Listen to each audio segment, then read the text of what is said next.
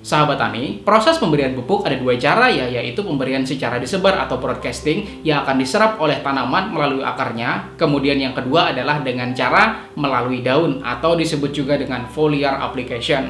Pada video ini ya sahabat tani, saya akan mereview salah satu merek pupuk yang pengaplikasiannya dilakukan secara foliar application, yaitu pupuk Gandasil D yang seperti ini sahabat tani. Dan pada video ini saya akan menjelaskan apa itu pupuk Gandasil D ini, kemudian saya juga akan menjelaskan kandungan apa saja yang dikandung oleh pupuk ini, serta saya juga akan menjelaskan rekomendasi pengaplikasian pupuk ini agar tanaman sahabat tani dapat tumbuh secara lebih optimal lagi. Jadi sahabat tani, pasti bermanfaat ya, tonton sampai habis. Kita intro dulu. BAM!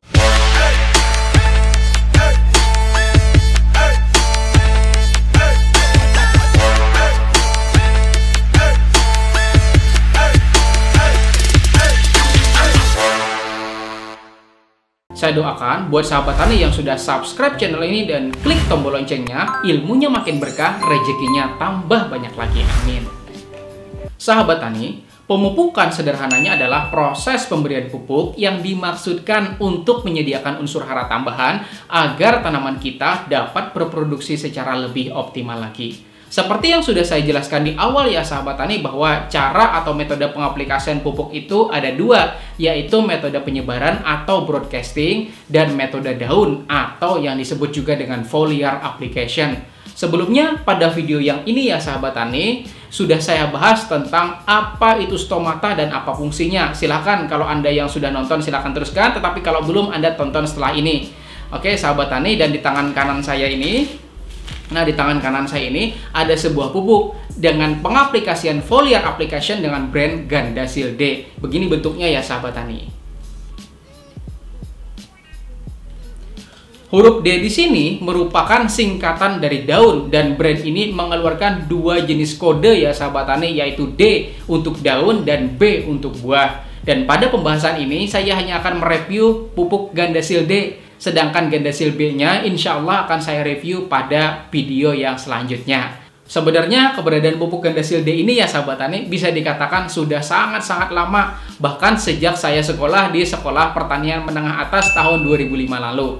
Bahas pupuk ini ya sahabat tani, ingatan saya itu seperti dikembalikan ke belasan tahun yang lalu. Ingatan masa lampau yang tidak akan pernah kembali, hanya bisa diingat ya sahabat tani.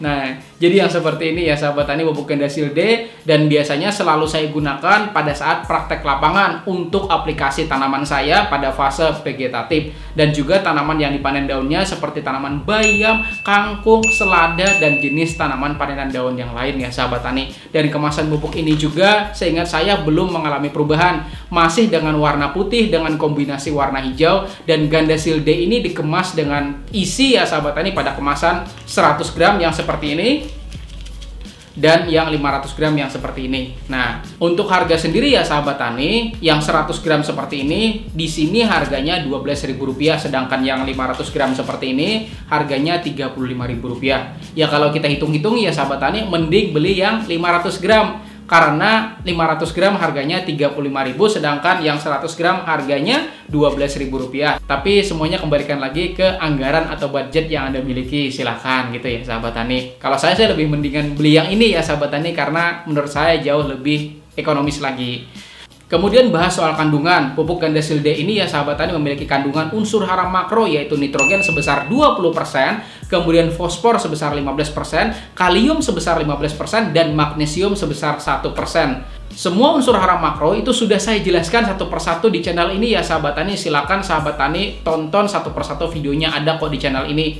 Dan kemudian Gandasil D ini juga ya sahabat tani mengandung unsur hara mikro seperti mangan atau Mg, boron atau B, tembaga atau Cu, kobalt atau Co, dan seng atau Zn. Kemudian tambahan vitamin juga ya sahabat tani seperti aniurin, laktoplavin, dan nikotinik asid. Ayo sahabat tani di sini ada nggak kira-kira yang ngerasa asing dengan kandungan Gandasil D ini? Baiklah, saya akan jelaskan satu persatu apa itu aniurin, laktoplavin, dan nikotinik asid. Pertama adalah aniurin. Nama lain dari aniurin adalah vitamin B1 atau tiamin. Aniurin atau vitamin B1 adalah salah satu jenis vitamin yang bisa ditemukan pada makanan dan tumbuhan. Fungsi dari aniurin atau vitamin B1 bagi tanaman yaitu untuk mengubah karbohidrat menjadi energi penting dalam jaringan tanaman.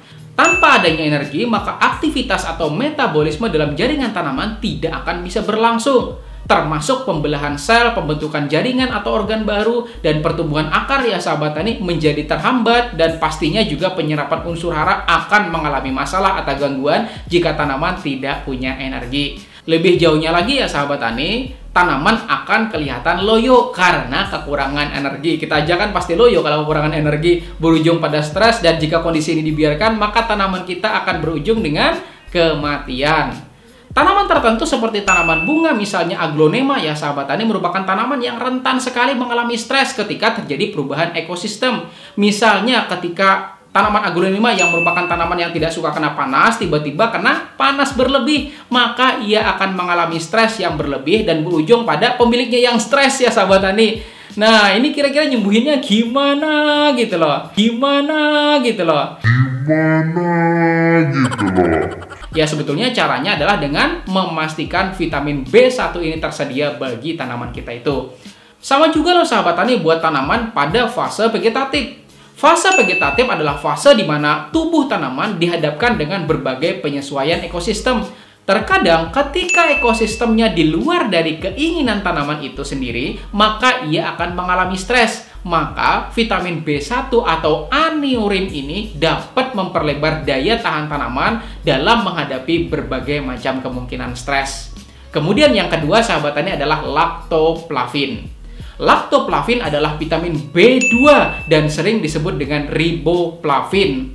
Sama dengan vitamin B1, vitamin B2 juga berfungsi dalam mengubah karbohidrat menjadi energi.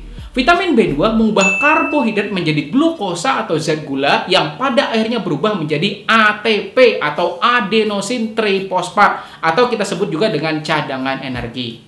Lebih jauhnya lagi, manfaat dari vitamin B2 ini adalah dapat membantu penyerapan unsur hara makro dan mikro bagi tanaman lebih optimal lagi, dan juga dapat membuat tanaman memiliki sistem imun yang ekstra ya sahabat tani sehingga lebih tahan terhadap perubahan ekosistem di sekitarnya.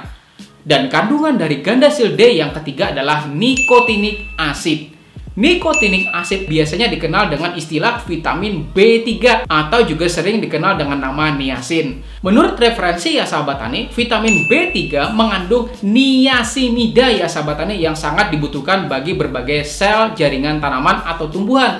Karena salah satu fungsi dari vitamin B3 adalah menghasilkan NAD atau NAD atau substrat enzim yang bisa memodifikasi protein pada semua organisme atau makhluk hidup termasuk juga tanaman atau tumbuhan ya sahabat tani.